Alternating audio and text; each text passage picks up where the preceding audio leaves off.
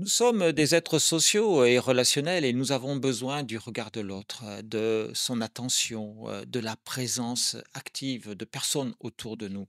Nous avons été conçus comme ça, non pas pour marcher seuls, mais avec les uns et les autres.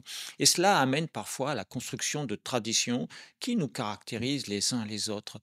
Dans Matthieu 15, de 4 à 6, il est dit, car Dieu a dit, honore ton père et ta mère, et celui qui maudira son père ou sa mère sera puni de mort.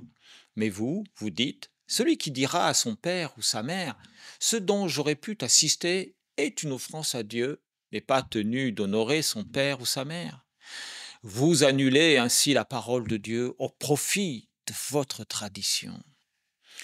À chaque instant qui passe, nous devons prendre des décisions et nous conformer à des attentes précises qui guident nos vies sans même que nous nous en rendions compte.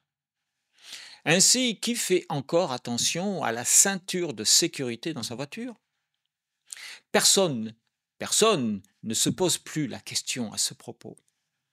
Il en est ainsi de la tradition qui, initialement, était fondée sur des règles simples et évidentes qui permettaient de s'y retrouver. Mais le temps passant, plus personne ne sait pourquoi et puis quoi. L'on fait ce que l'on doit faire, n'est-ce pas?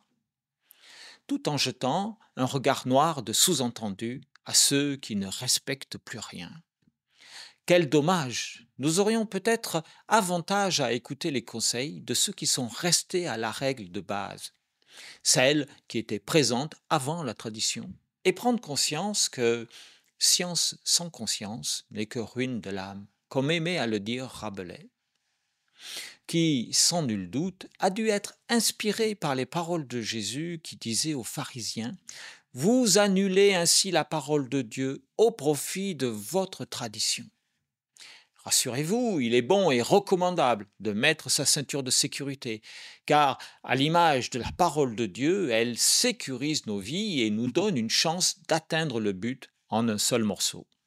Quoique, pour cela, nous devons de garder nos cœurs proches de lui, notre Dieu, et ne pas l'honorer uniquement des lèvres ou rester dans la vanité des commandements que nous nous forgeons à notre guise. Comme autant de traditions, la bénédiction est ailleurs.